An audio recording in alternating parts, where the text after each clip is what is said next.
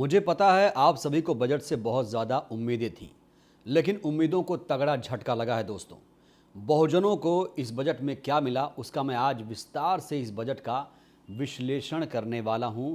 और जो लोग कूद रहे हैं कि 7 लाख तक की कमाई करने वालों को कोई टैक्स नहीं देना पड़ेगा, इसका भी विश्लेषण करूंगा। पूरे बजट का आज मैं विस्तार से विश्लेषण करने वाला हूं। तो प्याज ना खाने वाले, महंगाई पर कन्नी काटने वाली निर्मला ताई ने आज आम बजट पेश कर दिया है। और जानते हैं, लोग कूद रहे हैं कि 7 लाख कमाने वालों को कोई टैक्स नहीं देना पड़ेगा, लेकिन बड़ा सवाल ये है कि ये 7 लाख कमाने वाले लोग हैं कौन? कितने ऐसे लोग हमारे भारत में जो 7 लाख रुपए हर साल कमा लेते हैं?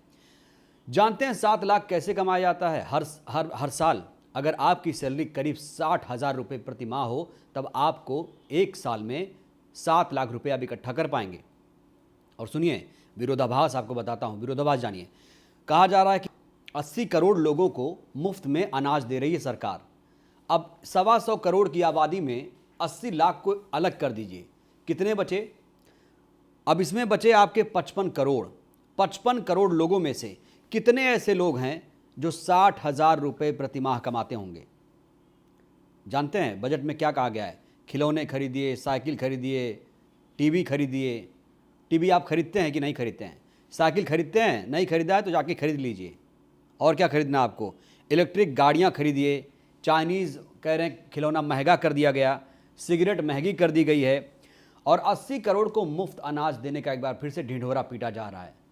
ये सरकार नहीं समझ पा रही है कि 80 करोड़ लोगों को अनाज देने का जब दावा करती है तो ये मान लेना चाहिए कि 80 करोड़ लोग बहुत ज़्यादा गरीब हैं, और जो 7 लाख रुपए हर साल कमाते हैं, जो टैक्स नहीं भरेंगे, उनकी और इनकी जो आर्थिक असमानता है, ज़मीन आसमान का अंतर है दोस्तों। अच्छा चलिए, इसी बहाने मैं कुछ पॉइंट्स जो ज़रूरी हैं, जो महत्वपूर्ण बातें हैं, वो मैं बता दूं, फिर उसके बाद इस पर मैं आता हूं। कहा जा रहा है कि एमएसएमई सेक्टर को बढ़ावा दिया जाएगा और यहाँ पर 50 नए एयरपोर्ट खोले जाएंगे। रेलवे पर 2.4 लाख करोड़ का खर्चा होगा। 5वीं बड़ी अर्थव्यवस्था है भारत, और 7% विकास दर का अनुमान है 2023-24 में, यह अनुमान है। और किसानों को डिजिटल ट्रेनिंग दी जाएगी। एक बार फिर से एक और जुमला आया है, कृषि में स्टार्टअप शुरू होगा, बागवानी फसलों को बढ़ावा दिया जाएगा, और आर्टिफिशियल इंटेलिजेंस के लिए 3 नए सेंटर खोले जाएंगे, और 5G के लिए दोस्तों 100 प्रयोगशालाएं भी खोली जाएंगी। लेकिन कुछ लोग बहुत ज़्यादा कूद रहे हैं। उनको लगता है कि सिगरेट पी रहे थे। सिलेंडर पे बात मैं करूंगा लास्ट में, सिलेंडर को लेकर क्या है। इलेक्ट्रिक गाड़ियां, मोबाइल, खिलौने कौन खरीदता है? आप बताइए ज़रा, कौन लोग हैं? क्या आप खरीदते हैं? SC, ST, OBC माइनॉरिटीज़ के लिए इस बजट में क्या है दोस्तों, आप खुद समझ सकते हैं। SC, ST, OBC जो है, जो माइनॉरिटीज़ है या फिर जो बहुजन है, क्या वो 7 लाख रुपए कमा रहा है हर साल? तो ये लोग जो कूद रहे हैं कि 7 लाख में कोई टैक्स नहीं, कोई टैक्स नहीं, आप सोचिए कौन हैं ये लोग? कौन हैं ये लोग जो 7 लाख रुपए हर साल कमा रहे हैं? आप सोचिए दोस्तों। तो कुल मिलाकर निर्मला ताई ने ढिंढोरा पीट दिया है। और कभी कभी ये दिखती हैं, आज आई हैं तो कह रही हैं कि मोदी सरकार तमाम चुनौतियों से जूझ रही है, महंगाई है, फिर भी हमारी जो विकास दर है वो तेज़ गति से बढ़ रही है, और विश्व में हमारी जो अर्थव्यवस्था है वो 5वीं बड़ी अर्थव्यवस्था है। ये बातें की जा रही हैं दोस्तों। तो सोचिए, महंगाई पर कोई बात नहीं, बेरोज़गारी कम करने की कोई बात नहीं है, और सिलेंडर की बात करना बहुत ज़रूरी है, क्योंकि सिलेंडर अगर दम है सरकार में तो 1200-1100 रुपये मिलने वाला सिलेंडर कब कम होगा? उसकी कीमत कब कम होगी? कब वो 500 रुपये में मिलेगा? ये बहुत बड़ा सवाल है। तब माना जाएगा आपने बहुत अच्छा बजट पेश किया, और ये टैक्स स्लैब में आपने बदलाव करके कोई बड़ा काम नहीं किया है। और देखिए, जो मनुवादी हैं, ब्राह्मणवादी हैं, जो बहुत ज़्यादा कमाते हैं, जिनके जेब में कैश रहता है, या जो जिनकी जेबें हमेशा गर्म रहती हैं, ये लोग कूद रहे हैं, लिख रहे हैं कि अगर 6 से 9 लाख रुपए सालाना कमा रहे हो तो आपको 10% तक टैक्स देना पड़ेगा, 12 से 15 लाख 20% टैक्स देना पड़ेगा, 5 से 7 लाख कोई टैक्स नहीं देना पड़ेगा। लेकिन दोस्तों, इसमें समझिए, आपको समझने के लिए क्या है, आपको यही समझना है कि 80 करोड़ लोगों को मुफ्त अनाज, और 7 लाख तक कमाने वाले, सालाना कमाई करने वालों को कोई टैक्स नहीं देना पड़ेगा। आप सोचिए, अब कहाँ 80 करोड़, कहाँ 55 करोड़ में 7 लाख रुपए, यानी करीब 60,000 रुपये हर महीने कमाने वाला कौन लोग हैं, कितने लोग हैं, ये बहुत बड़ा सवाल है। तो 7 लाख कितने लोग कमाते हैं, ये बहुत बड़ा सवाल है अपने आप में। ऐसे में आप समझिए सिलेंडर को लेकर कोई बात नहीं हुई है, रोज़गार को लेकर कोई बात नहीं हुई है, बेरोज़गारी कम करने को लेकर कोई नीति नहीं है इसमें। हर कोई यहाँ पर सपने दिखा रहा है कि भारत अब तीसरी बड़ी अर्थव्यवस्था बन जाएगा, 2047 तक हमारी 10 ट्रिलियन की इकॉनमी हो जाएगी। ये बड़े बड़े सपने दिखाए जा रहे हैं।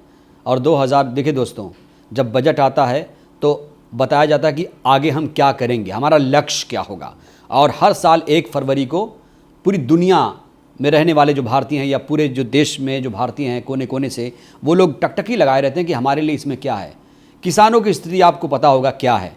अब देखिए सपना क्या दिखाया गया है कि कृषि में स्टार्टअप लाया जाएगा, किसानों को डिजिटल ट्रेनिंग मिलेगी। कितने ऐसे किसान हैं जो टेक्नोलॉजी से जुड़े हुए हैं, क्योंकि उन्हें ना तो खाद मिल रहा है, ना तो सिंचाई का पानी मिल रहा है, ना तो उन्हें बीज मिल पा रहा है। तो आप सोचिए ये कौन से किसान होंगे, चंद किसान होंगे, मुट्ठी भर किसान होंगे जिनके लिए ये ट्रेनिंग शुरू की जाएगी। बागवानी फसलों को बढ़ावा दिया जाएगा। आप सोचिए दोस्तों, कहा जा रहा था कि किसानों की आय 2022 तक दोगुनी कर दी जाएगी। हुआ क्या? मैं आपसे पूछ रहा हूँ, क्या हो गई दोगुनी और आपकी आय हो गई? ये बहुत बड़ा सवाल है। तो बजट पर मेरा यही विश्लेषण है। मैंने सिर्फ 2 पॉइंट इसमें रखा है दोस्तों। एक तो 80 करोड़ को मुफ्त अनाज और 7 लाख तक कमाई करने वाला टैक्स नहीं देगा। अब आप समझिए बजट किसके लिए है, आपकी झोली में क्या आया आप खुद समझ सकते हैं। मैं तो ये सोच रहा था इस बजट को देखने के लिए, मेरी तो ये ख्वाहिश थी, ये उम्मीद थी मुझे कि इस बजट में मुझे कम से कम ये ऐलान होगा कि सिलेंडर 500 रुपये कर दिया गया, सिलेंडर 200 रुपये कर दिया गया। जब ये होगा तब जो बहुजन है वो खुश होगा, क्योंकि सिलेंडर से अब लोग दूर हो रहे हैं। फिर से पारंपरिक ईंधन का इस्तेमाल किया जा रहा है, फिर से लकड़ी और उपले का लोग सहारा ले रहे हैं। और फिर से देखिए आप सभी लोग, मुझे पता है कि अब सिलेंडर नहीं खरीद पा रहे होंगे, क्योंकि कौन अफोर्ड करेगा 1100-1200 रुपये सिलेंडर, कौन खरीद पाएगा। दोस्तों आप समझ सकते हैं इस बजट में जिस तरीके से ढिढोरा पीटा जा रहा है, जो लोग उछल रहे हैं कि 7 लाख, अरे 7 लाख दोस्तों तो मेरी कमाई नहीं है। आपको फैक्ट बताऊं तो 7 लाख तो मैं नहीं कमाता हूं। अब आप सोचिए हम जैसे पत्रकारों के पास 7 लाख रुपए सालाना नहीं आ पा रहे हैं, जो बहुजनों की बात करता है, तो आप सोचिए वो कौन लोग होंगे। तो आप समझिए ये कुछ लोगों को खुश करने की कोशिश है, चंद लोगों को, जो मुट्ठी भर लोग हैं।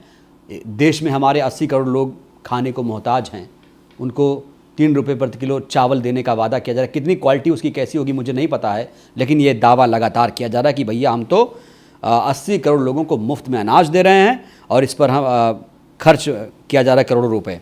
और देखिए एक बड़ा पॉइंट इसमें यह भी है, कहा जा रहा है कि 48 करोड़ जनधन खाते खोले गए। अब आप चेक कर लीजिए, आपके खाते अगर खुले होंगे तो उसमें चेक करिएगा कितना रुपया है आपके खाते में, ये ज़रूर चेक करिएगा। मेरा ये विश्लेषण बजट पर कैसा लगा, अपनी प्रतिक्रिया ज़रूर दीजिएगा। शुक्रिया।